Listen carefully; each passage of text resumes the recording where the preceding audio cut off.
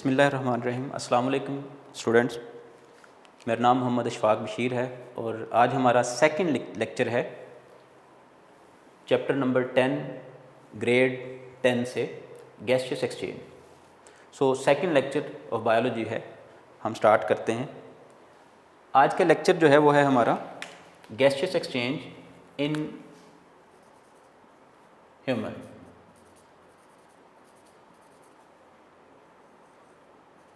Human being को as representative लिया गया है एनिमल्स का। सो हम अगर ह्यूमन बीइंग्स में डिस्कस करते हैं गैसियस एक्सचेंज किस तरह से होता है, तो करीबन हम तमाम एनिमल जो है, हायर एनिमल जो हैं, उनमें गैसियस एक्सचेंज को समझ सकते हैं। आज के लेक्चर के हमारे की पॉइंट्स ज़रा मुलाहिज़ा फरमाएँ। आज के लेक्चर के हमारे की पॉइंट्स हैं, सबसे पहले तो हम डिस्कस करेंगे गैसियस एक्सचेंज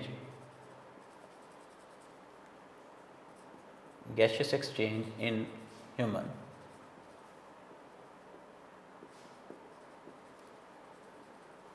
फिर हम डिस्कस करेंगे पार्ट्स ऑफ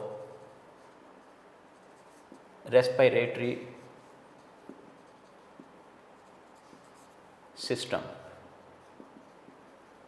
जिसमें हम डिस्कस करेंगे पार्ट ए और पार्ट बी। पार्ट ए हमारा जो है वो एयर पैसेजवे है, एयर पैसेजवे, और सेकंड पार्ट है हमारा द लंग्स।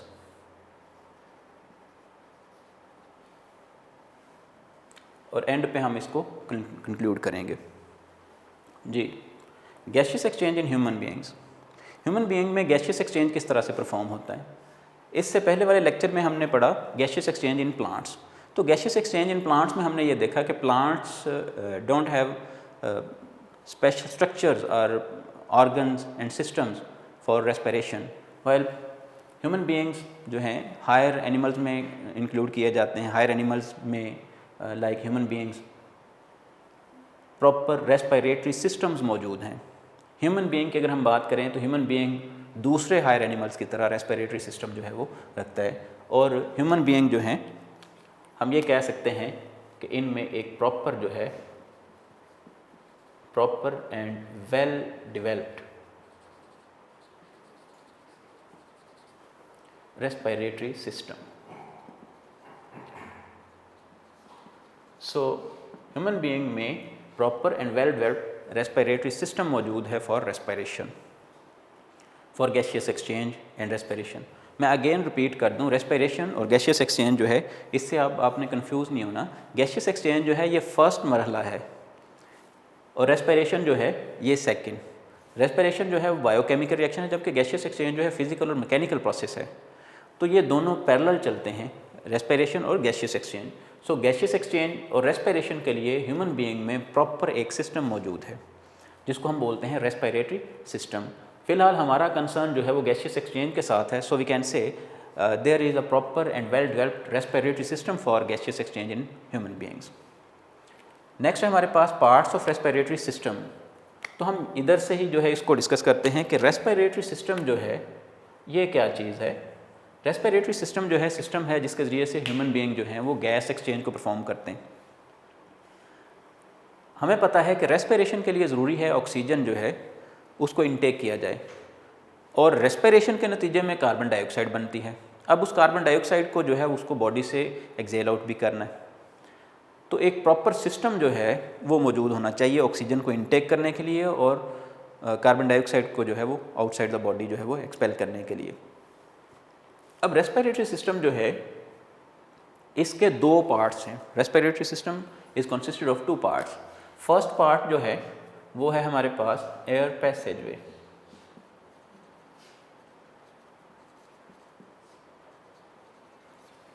और सेकंड पार्ट है हमारे पास the lungs. So air passageway and the lungs, ये दो पार्ट्स हैं हमारे पास। हम इनको वन बाय वन जो है वो डिस्कस करते हैं। एयर पैसेजवे जो है इसके फर्दर कुछ पार्ट्स हैं, हम उनको डिस्कस करते हैं। एयर पैसेजवे आप ये कह सकते हैं कि रेस्पिरेटरी सिस्टम का फर्स्ट पार्ट जो है वो ऑक्सीजन को या एयर को लंग्स तक पहुंचाता है। तो लंग्स तक का जो रास्ता है उसको हम एयर पैसेजवे का नाम देते हैं, और फिर लंग्स के अंदर जो स्ट्रक्चर्स मौजूद हैं वो जो है वो गैसियस एक्सचेंज परफॉर्म करते हैं। तो लंग्स जो हैं आप कह सकते हैं कि लंग्स के अंदर जाके गैसियस एक्सचेंज होगा, लेकिन लंग्स तक जो है वो एयर को पहुंचाने के लिए एक प्रॉपर जो है वो सिस्टम है, ट्यूब सिस्टम है, जिसको हम नाम देते हैं एयर पैसेज वे का। सो हम फर्स्टली जो है वो डिस्कस करते हैं एयर पैसेज वे को। अभी तक हमने डिस्कस किया है ह्यूमन बीइंग में प्रॉपर गैसियस एक्सचेंज सिस्टम, और फिर हमने इसके पार्ट्स के नाम लिखे। अब हम डिस्कस करते हैं एयर पैसेज वे को। जी, what is air passage way? Air passage way जो है ये एक ट्यूबुलर वे है, पैसेज वे है, जिसके ज़रिए से एयर जो है वो पहुंचेगी इनटू द लंग्स। सो हमारे रेस्पिरेटरी सिस्टम का part A. Air passage way में कौन कौन सी स्ट्रक्चर्स मौजूद हैं और ये कहाँ से स्टार्ट होता है, हम इसके लिए एक स्ट्रक्चर ड्रॉ करता हूँ मैं, और उसको हम लेबल करेंगे तो आपको अंदाज़ा हो जाएगा कि किस तरह से जो है वो एयर पैसेज वे और जो है वो स्टार्ट होता है कहाँ से और कहाँ पे जाके एंड होता है। एयर पैसेज वे जो है ये स्टार्ट होता है नोज़ से, एयर पैसेज वे नॉस्ट्रिल से स्टार्ट होता है, जिनको उर्दू में नथने बोला जाता है।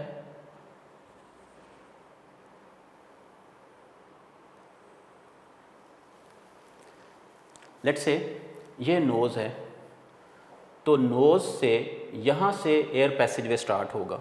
हम बोल रहे हैं ये नोज़ है, नोज़, और इसकी बिहाइंड नोज़, या आप कह सकते हैं ये जो नॉस्ट्रिल्स हैं इनकी बैक साइड पे नेज़ल कैविटी मौजूद है। सो नोज़, और नोज़ जो है इसके इनसाइड नेज़ल कैविटी मौजूद है।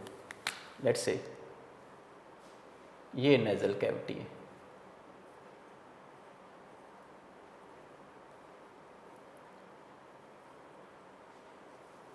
Nasal cavity.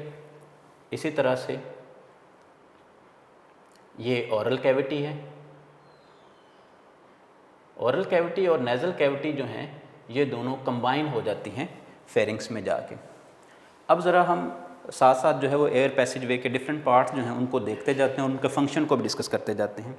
एयर पैसेज वे का फर्स्ट जो पार्ट है वो है nasal cavity.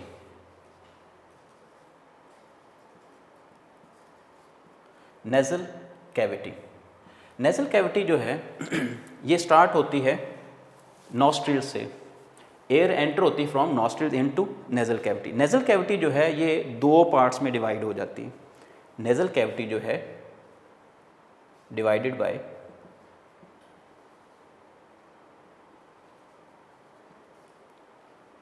Bye a wall into two portions, into two portions, और इनमें से हर एक पोर्शन जो है, ईच पोर्शन जो है it is lined by,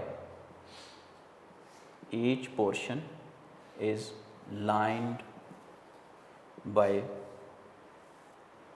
fine hair and mucus. यानी कि इस नेज़ल कैविटी के अंदर म्यूकस और फाइन हेयर्स मौजूद होते हैं। अब इनका क्या काम है? जो फाइन हेयर और म्यूकस का काम होगा वही काम नेज़ल कैविटी का होगा। असल में फाइन हेयर और म्यूकस का काम क्या है? इनका काम होता है ट्रैपिंग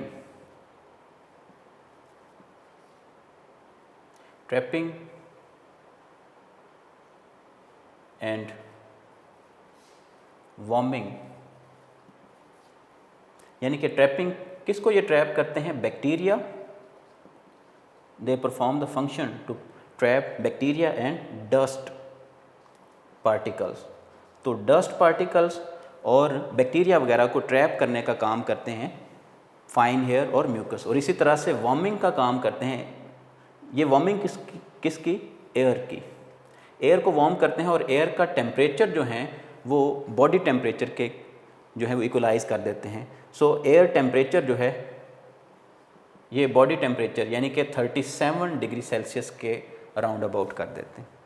तो इस तरह से आप ये कह सकते हैं कि नेज़ल कैविटी जो है बिल्कुल स्टार्टिंग एंड जो है नोज़ यानी कि नॉस्ट्रिल से स्टार्ट हुआ, नॉस्ट्रिल के ज़रिए से एयर जो है वो यहाँ पे आएगी नेज़ल कैविटी में।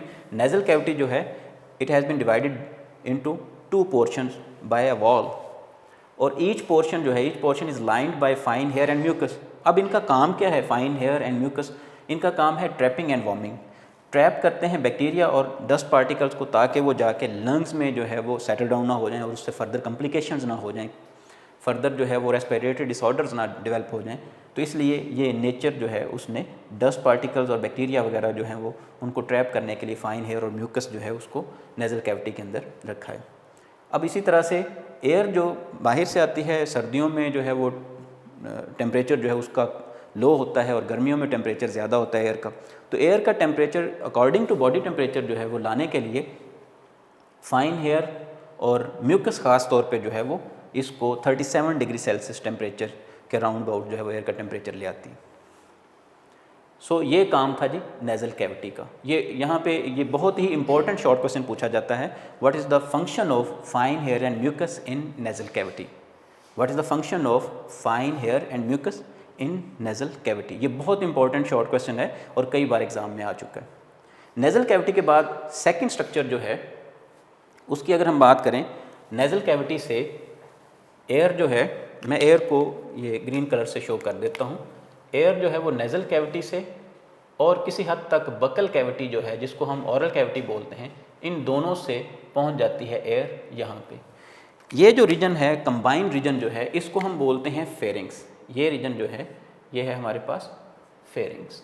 सो फेरिंग्स जो है ये सेकंड स्ट्रक्चर है। तो फर्स्ट स्ट्रक्चर था नेज़ल कैविटी, अब सेकंड स्ट्रक्चर जो है ये है फेरिंग्स। हम कोवर्क वाला पोर्शन जो है इसको भी यूज़ कर लेते हैं लेक्चर के लिए जी। अब सेकंड स्ट्रक्चर है जी फेरिंग्स। फेरिंग्स जो है इसका ये एक मस्कुलर फ्लोर है जो कि it is common to both food and air.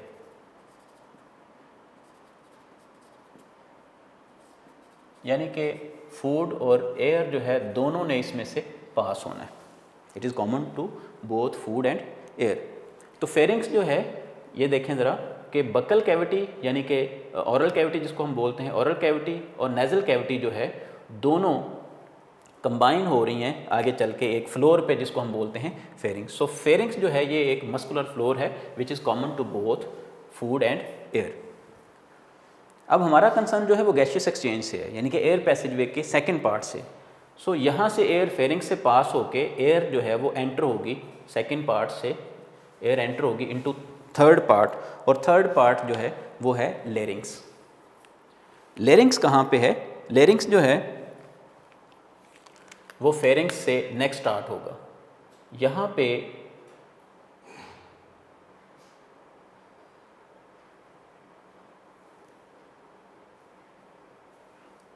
यहाँ से लेरिंग्स स्टार्ट हो जाएगा। फेरिंग्स से नेक्स्ट जो है ये लेरिंग्स है। फेरिंग्स जो है हमने अभी बोला कि it is common to both food and air. इसका मतलब ये है कि फूड और एयर दोनों यहाँ पे आ रहे हैं। अब ऐसा तो नहीं है फूड जो है वो लंग्स तक पहुँचेगा, नहीं, बल्कि उसको प्रिवेंट किया जाता है, फूड को लंग्स तक पहुँचने से प्रिवेंट किया जाता है, उसको लंग की तरफ जो है वो जाने नहीं दिया जाता है। इसके लिए नेचर जो है उसने जो एयर पैसेजवे है, एयर पैसेजवे जो है इस पर नेचर ने एक छोटी सी ओपनिंग रखी है। ये ओपनिंग, इस ओपनिंग को हम नाम देते हैं ग्लोटिस का। ये ओपनिंग ग्लोटिस कहलाती है।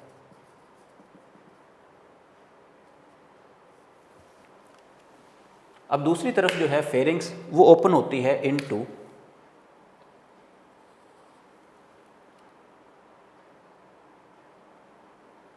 एसोफेगस, यानी कि फेरिंग्स की बैक साइड पे एसोफेगस मौजूद है। ये एसोफेगस है। मैं इसको डिफरेंट कलर से शो कर देता हूँ ताकि जो है इसको आप याद रख सकें। मैं इसको ग्रीन कलर से शो कर देता हूँ कि ये जो है वो बैक साइड जो है ये एसोफेगस है, जिसको हम आम तौर पे खुराक की नाली का नाम देते हैं। ये खुराक की नाली चल रही है। अब एपिग्लोटिस जो है इसको प्रिवेंट किया जाता है एक फ्लैप से, टिश्यू फ्लैप से। एपिग्लोटिस जो है इसको कवर किया जाता है सॉरी ग्लोटिस को कवर किया जाता है एपिग्लोटिस से। ये असल में इस तरह से होता है, आप लोगों ने नोट किया होगा कि जब कभी हम एनगल्फ करते हैं किसी भी चीज़ को तो इस तरह से होता है, सारे के सारे जो है वो चेस्ट कैविटी जो है ये इस तरह से इसमें हमें फील होता है, ये जो हमारी ट्रेकिया है, ये जो सांस की नाली है ये ऊपर की तरफ आती है। ये देखें ज़रा, जब भी हम कोई चीज़ स्वेलो करते हैं तो ये ऊपर की तरफ बढ़ती। तो असल में ये इस तरह से होता है कि ये हमारी जो सांस की नाली जो है इसको हम ट्रेकिया बोलते हैं, ये इस तरह से ऊपर की तरफ बढ़ती है। तो ये जो ओपनिंग है ये इस तरह से क्लोज़ हो जाती है, ओपनिंग इस तरह से क्लोज़ हो जाती है, यानी कि ये वाला गैप जो है ये फिल हो जाता है यहाँ पे। और फूड जो है उसको जब हम स्वेलो कर रहे होते हैं तो वो फूड इधर से, ये मैं ब्लैक कलर से शो कर रहा हूँ, फूड इधर आ जाती है।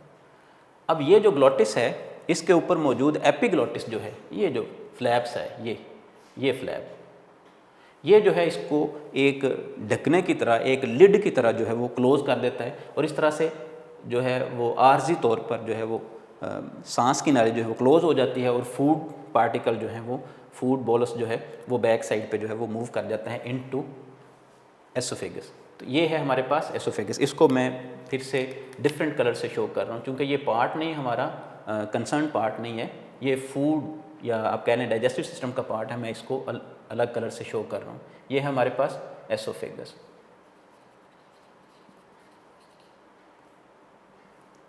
एसोफेगस, सो एसोफेगस जो है ये फूड की नाली और इसके बिल्कुल फ्रंट पे जो है मौजूद है खुराक की नाली। अब हम इसको नाम देते हैं ट्रेकिया का,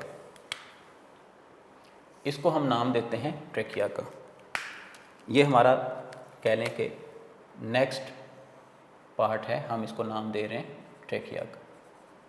मेन जो सांस की नाली है जो विंड पाइप कहलाता है वो है ट्रेकिया, लेकिन ट्रेकिया जो है, ट्रेकिया में जाने से पहले एयर को पास होना पड़ता है। यहाँ पे मौजूद है एक बॉक्स, वॉइस बॉक्स, इसको हम नाम देते हैं लेरिंग्स का।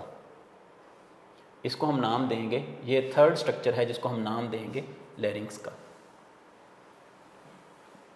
लेरिंग्स के बाद फोर्थ स्ट्रक्चर है हमारे पास ट्रेकिया। अभी हमने डिस्कस किया फेरिंग्स, फेरिंग्स के बाद हम लेरिंग्स को डिस्कस कर लेते हैं कि लेरिंग्स क्या चीज़ है। लेरिंग्स जो है इसको आमतौर पे वॉइस बॉक्स कहा जाता है। ये एक कार्टिलेजनस बॉक्स है, कार्टिलेजनस बॉक्स है, हम इसको वॉइस बॉक्स का भी नाम देते हैं, वॉइस बॉक्स, क्योंकि वॉइस जो है वो इस रीजन में प्रोड्यूस होती है। जो भी हम कुछ बोलते हैं, जो हम स्पीच करते हैं, वो सारी की सारी जो है वो लेरिंग्स रीजन में, जिसको हम वॉइस बॉक्स का नाम देते हैं, जो है वो प्रोड्यूस होती है। अब लेरिंग्स जो है इसको वॉइस बॉक्स क्यों कहा जाता है? लेरिंग्स या वॉइस बॉक्स, इसके बारे में शॉर्ट क्वेश्चन पूछा जाता है, व्हाट इज़ वॉइस बॉक्स या व्हाट इज़ लेरिंग्स। तो लेरिंग्स क्या चीज़ है? ये कार्टिलेजनस बॉक्स है जिसके अंदर असल में पेयर ऑफ वॉइस बॉक्स, ये बॉक्स जो है कंसिस्टिंग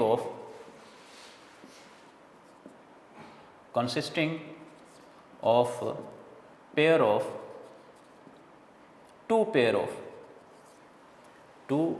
पेयर ऑफ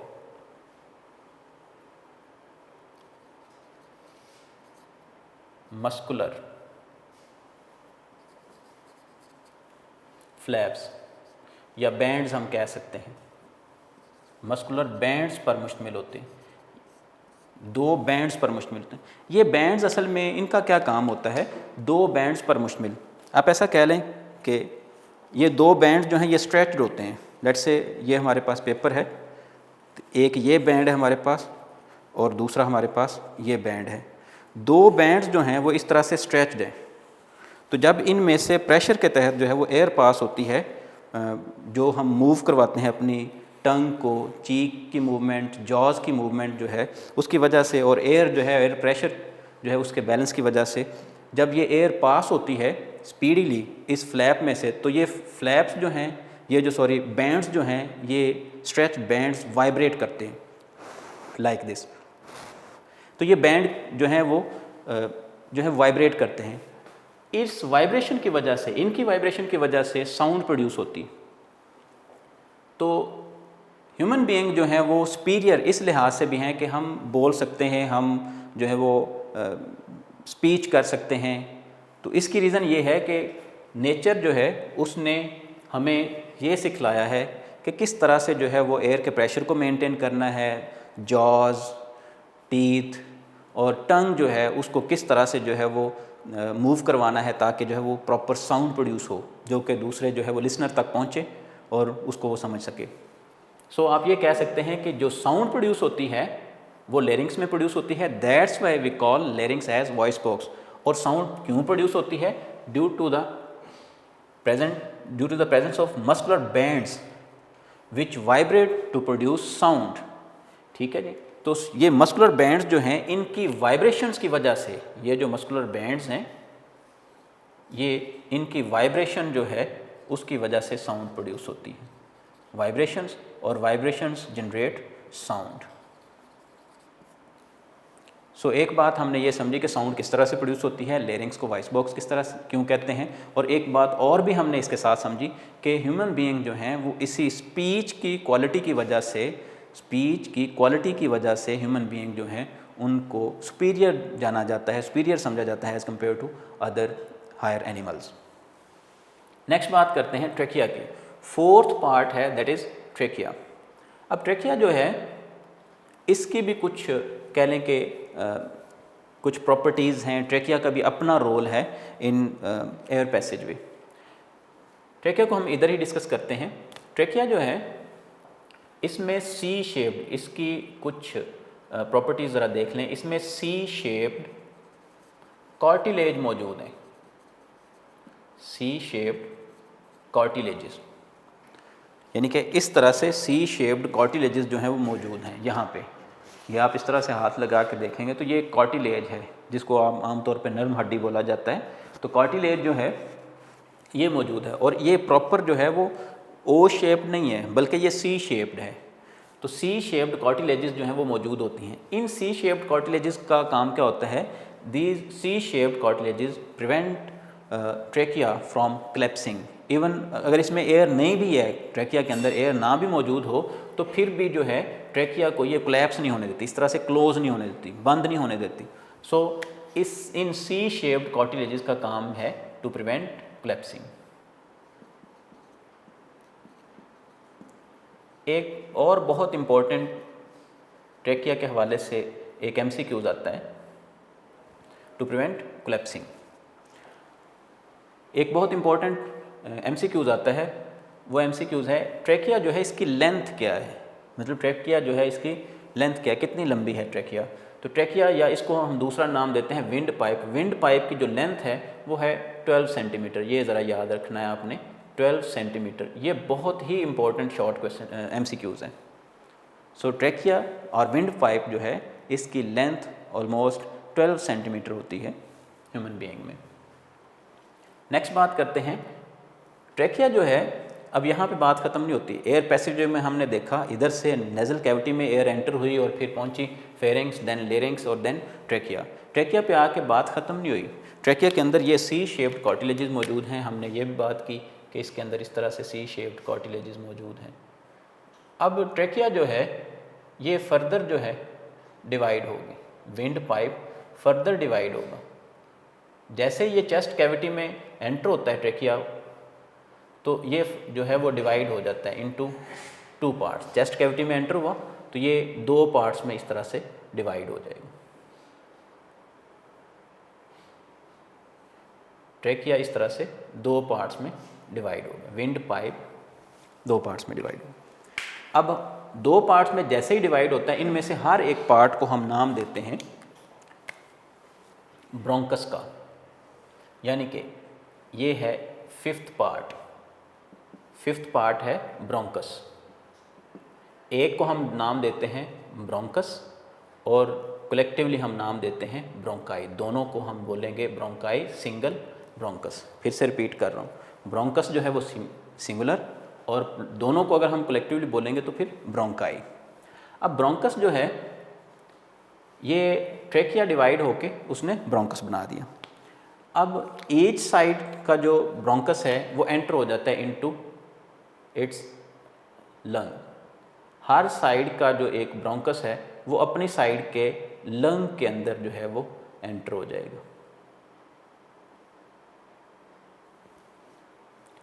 इसी तरह से दूसरी साइड का जो लंग है वो अपनी जो हमारे पास ब्रोंकस है, लेफ्ट ब्रोंकस लेफ्ट साइड के लंग और राइट ब्रोंकस जो है वो राइट साइड के लंग के अंदर जो है वो एंटर हो जाएगा।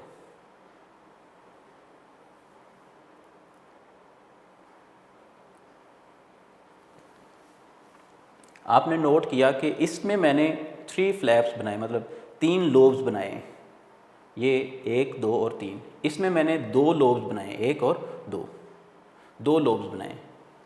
और रिलेटिवली ये लंग जो है ये एज़ कंपेयर टू अदर बड़ा है। ये हमारे पास है लेफ़्ट लंग और ये है हमारे पास राइट लंग। लेफ़्ट लंग जो है ये रिलेटिवली थोड़ा सा छोटा होता है as compare to right lung,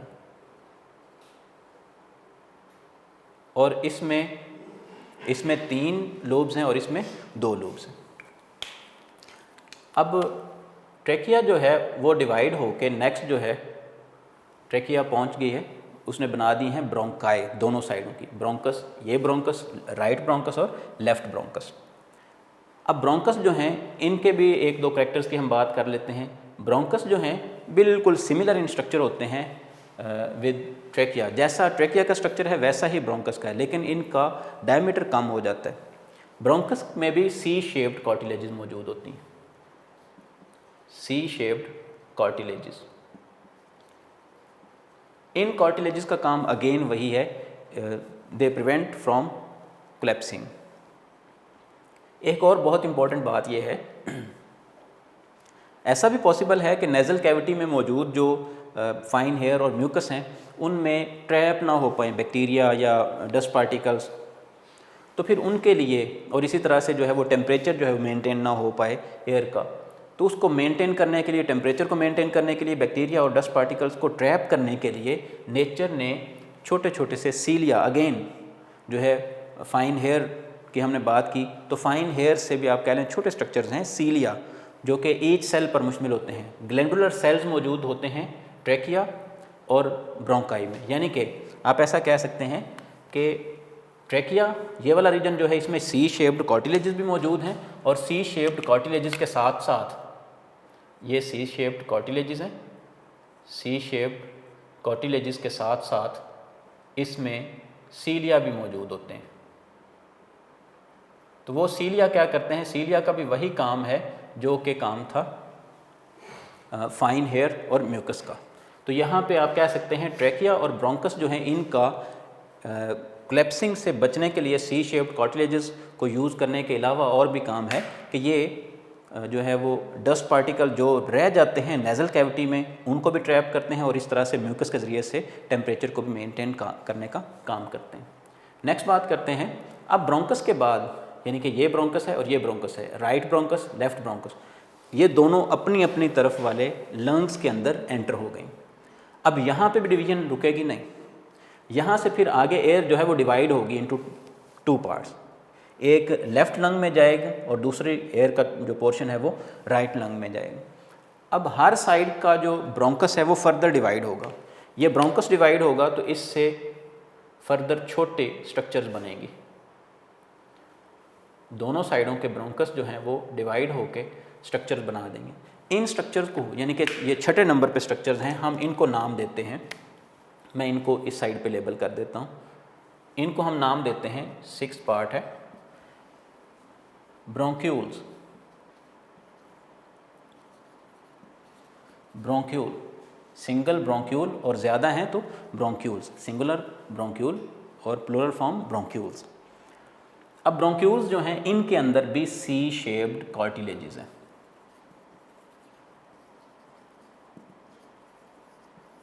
लेकिन ब्रोंक्यूल्स जो हैं ये फर्दर डिवाइड होते जाएंगे, इस तरह से ये डिवाइड होंगे तो ये फर्दर डिवाइड होंगे, मज़ीद डिवाइड होते जाएंगे इस तरह से। ये इनकी डिवीज़न जो है वो जहाँ पे जाके कार्टिलेजेस इनमें से ख़त्म हो जाएंगी तो वहाँ पे एक नई स्ट्रक्चर जन्म लेगी, यानी कि ब्रोंक्यूल्स जो हैं they lose their C shaped cartilages. जैसे जैसे यानी कि इनकी फर्दर डिवीज़न होती जाती है, सब डिवीज़न होती जाती है, तो साथ साथ जो है इनकी सी शेप्ड कार्टिलेजेस जो हैं वो गायब हो जाती हैं। अब लेट्स से ये इसमें बहुत ज़्यादा डिवीजन हो चुकी है, अब इसमें सी शेप्ड कार्टिलेजेस जो हैं वो ख़त्म हो गई। जब सी शेप्ड कार्टिलेजेस ख़त्म हो गई हैं तो 7th स्ट्रक्चर जो है वो जन्म लेंगे। ये 7th स्ट्रक्चर जो है वो है हमारे पास स्ट्रक्चर नंबर 7। हम इनको नाम देते हैं एल्व्यूलर डक्ट्स। एल्व्यूलर डक्ट्स यानी कि 7वें नंबर पे हमारे पास आ गई एल्व्यूलर डक्ट्स।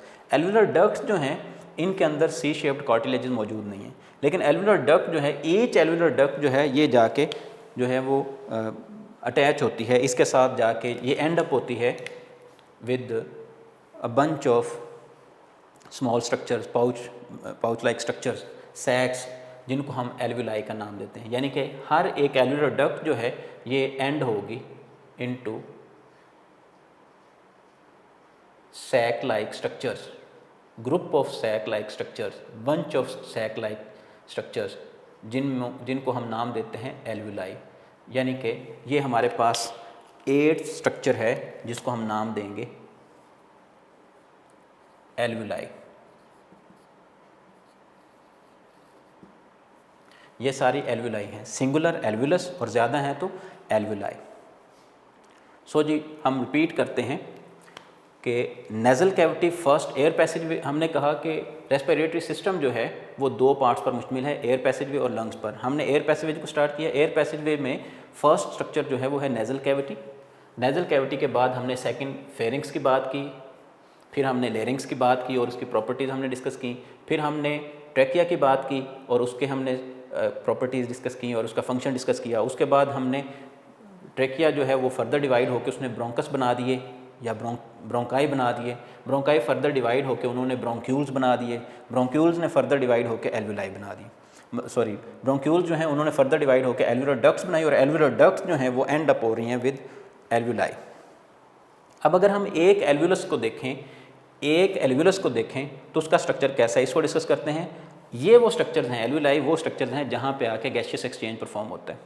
किस तरह से, इसको ज़रा डिस्कस करते हैं। अगर एक एल्व्यूलस को हम देखें तो एक एल्व्यूलस का स्ट्रक्चर कुछ इस तरह से है।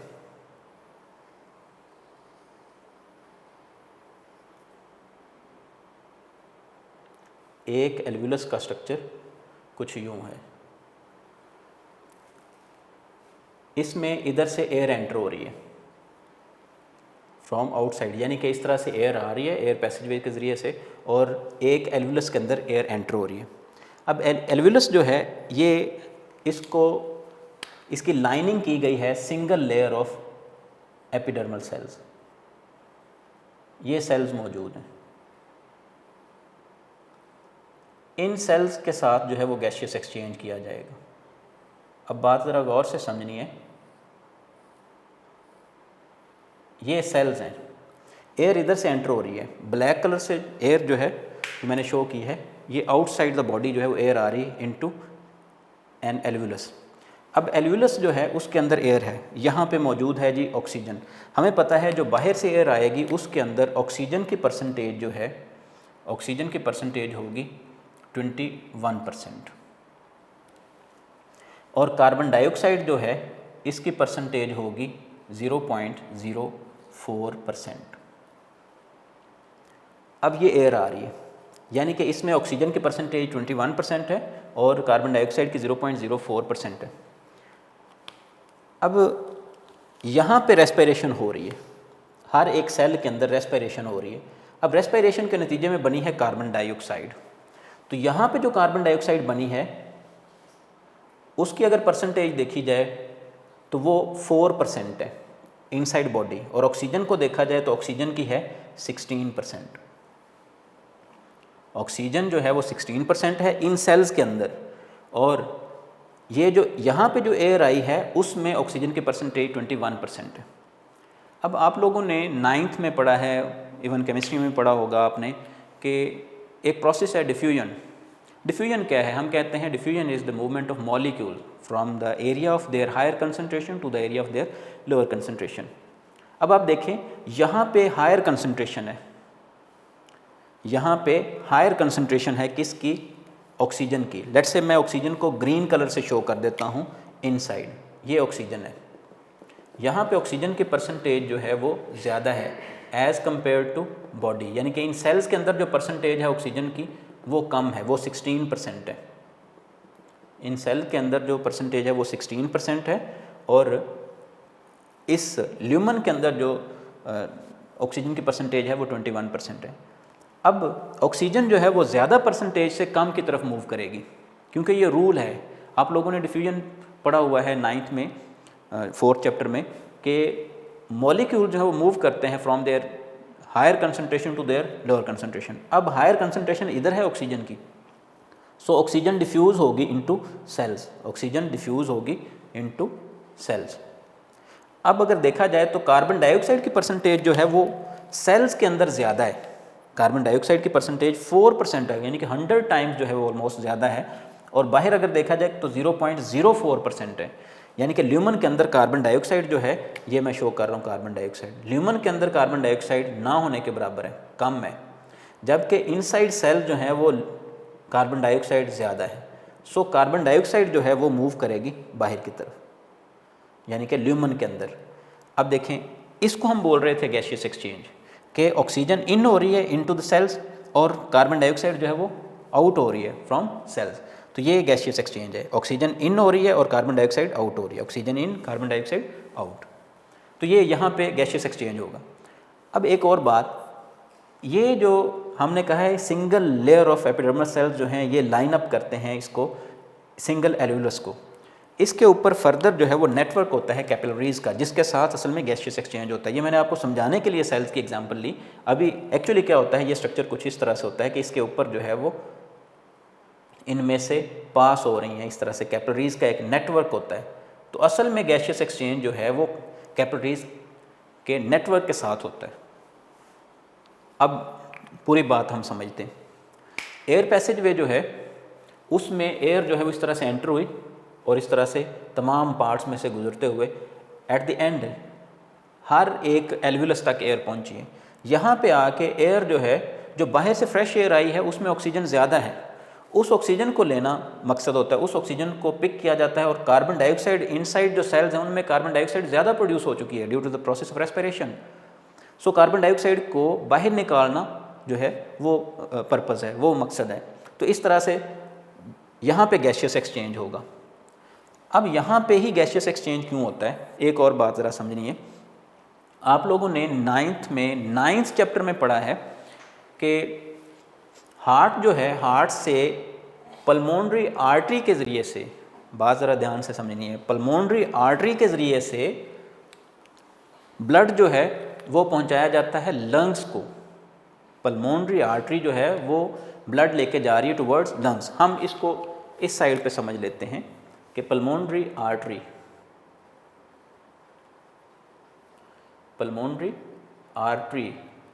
ये लंग्स की तरफ जो है वो ब्लड को लेके जाएगी, और ये जो ब्लड होगा ये डीऑक्सीजनेटेड होगा।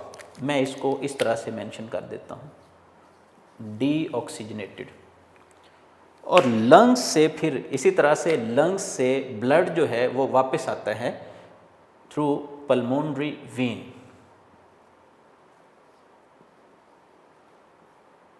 पल्मोनरी वेन के ज़रिए से, और ये जो ब्लड होता है ये ऑक्सीजनेटेड होता है। मैं इसको रेड कलर से शो कर रहा हूँ, बात फिर से रिपीट कर रहा हूँ। असल में आपने 9th चैप्टर में भी पढ़ा है और यहाँ पे भी उसने डिस्कस किया है कि पल्मोनरी आर्टरी जो है ये ब्लड लेके जाती है टुवर्ड्स लंग्स, ये डीऑक्सीजनेटेड होता है। लंग्स जो है ये ऑक्सीजनेटेड ब्लड जो है, यानी कि इसी ब्लड को ऑक्सीजन इसमें एडअप कर देता है। ऐसा नहीं है कि डीऑक्सीजनेटेड का मतलब जो है वो ऑक्सीजन बिल्कुल ख़त्म होगी, नहीं, ऑक्सीजन की परसेंटेज ड्रॉप हो जाती है।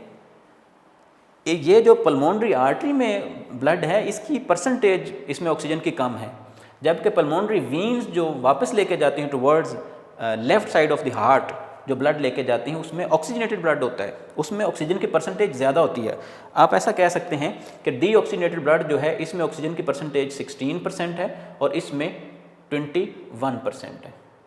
बस ये चीज़ जहन में रखें। अब नेक्स्ट, यहाँ पे गैसियस एक्सचेंज हो गया।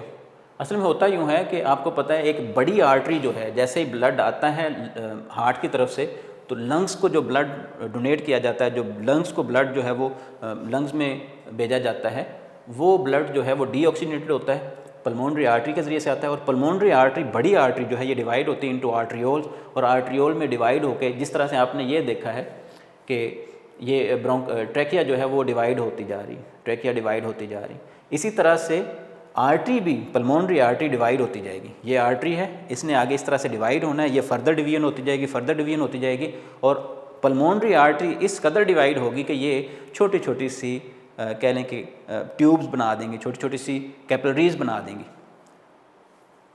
अब इसी तरह से दोबारा से फिर लेट से आप ऐसा कह लें कि इधर से डीऑक्सीजनेटेड ब्लड लेके आ रही हैं ये कैपिलरीज, तो इसी तरह से जब ये इस तरह से फ्लो करती हैं तो वापस जो है वो ऑक्सीजनेटेड ब्लड लेके जाती हैं।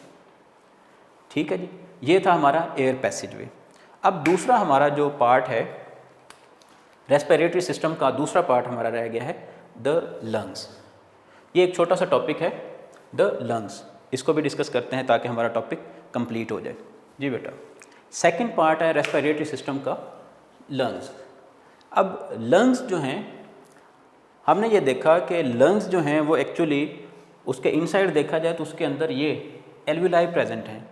तो ईच साइड की एल्विलाई जो हैं, यानी कि इस साइड की सारी एल्विलाई जो हैं वो कंस्ट्रक्ट करती हैं एक लंग को। इसी तरह से दूसरी साइड की सारी एल्विलाई जो हैं वो इस साइड के लंग को जो है वो प्रोड्यूस करेंगी, कंस्ट्रक्ट करेंगी।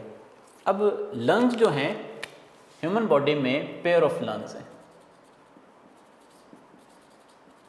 पेयर ऑफ लंग्स, यानी कि left and right. Human body में पेयर ऑफ लंग प्रेजेंट है, left and right. Left lung जो है ये 2 लोब्ड है, राइट लंग जो है ये 3 लोब्ड है। इसमें 2 लोब्स हैं, जैसे हमने ये शो किया उसी तरह से इसमें 3 लोब्स हैं। फिर ये दोनों जो हैं, दोनों लंग्स जो हैं ये they are prevented by rib cage. Rib cage यानी कि ये जो चेस्ट कैविटी है इसके ज़रिए से इसको प्रोटेक्ट किया जाता है, प्रिवेंट किया जाता है इनको। रिब जो हैं 12 पेयर्स, ये भी एक MCQs है, there are 12 pairs of ribs. Rib cage के अंदर 12 पेयर्स ऑफ रिब्स प्रेजेंट है, और सेंटर में एक ये स्टर्नम प्रेजेंट है, एक मेन जो बोन है जिसके साथ सारी की सारी रिब्स अटैच हैं। तो ये रिब केज जो है ये प्रिवेंट करता है दोनों लंग्स को। लंग्स जो हैं, दोनों लंग्स की बात हो रही है, they are elastic, spongy and elastic, spongy and elastic. इनकी इसी प्रॉपर्टी की वजह से इनमें जो है वो एयर करीबन जो है वो 500 ml तक जो है वो फिलअप हो जाते हैं ये इनमें, यानी कि ये अपने वॉल्यूम से कई गुना ज़्यादा बढ़ जाते हैं सिर्फ इनकी स्पॉन्जी और इलास्टिक प्रॉपर्टी होने की वजह से। अब लंग्स जो हैं इनको फर्दर प्रोटेक्ट किया जाता है, एक तो रिब केज के ज़रिए से, और दूसरा ये लंग्स जो हैं इनके ऊपर एक 2 मेम्ब्रेन चढ़ी हुई होती हैं। इस तरह से कह सकते हैं आप कि इसके ऊपर 2 फर्दर मेम्ब्रेन्स जो हैं वो मौजूद हैं। इस तरह से फर्दर 2 मेम्ब्रेन्स मौजूद हैं, और इन 2 मेम्ब्रेन्स के दरमियान में एक फ्लूइड प्रेजेंट होता है। इन दोनों मेम्ब्रेन्स के दरमियान में एक फ्लूइड प्रेजेंट है यहाँ पे। इस फ्लूइड को बोला जाता है इंटरप्लूरल फ्लूइड, इंटरप्लूरल फ्लूइड, इंटरप्लूरल फ्लूइड। तो इसी वजह से इन दोनों लेयर्स को, जिनसे लंग्स को प्रोटेक्ट किया जाता है, उन दोनों लेयर्स को हम प्लूरल मेम्ब्रेन्स बोलते हैं। यानी कि आप ऐसा कह लें कि लेट से ये एक लंग है,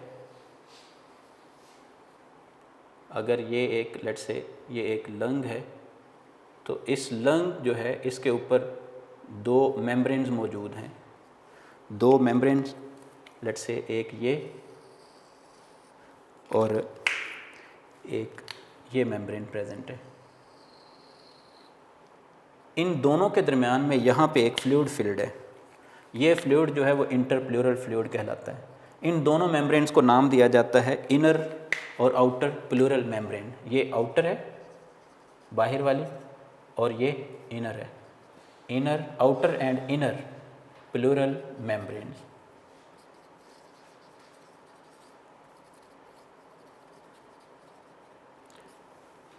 अब एक चीज़ आखिरी चीज़ रह गई, इन लंग्स के बिल्कुल नीचे, जो कि आपकी बुक में उसने लंग्स में डिस्कस किया हुआ है, लंग्स के बिल्कुल नीचे एक और स्पेशल स्ट्रक्चर मौजूद है यहाँ पे इस तरह से।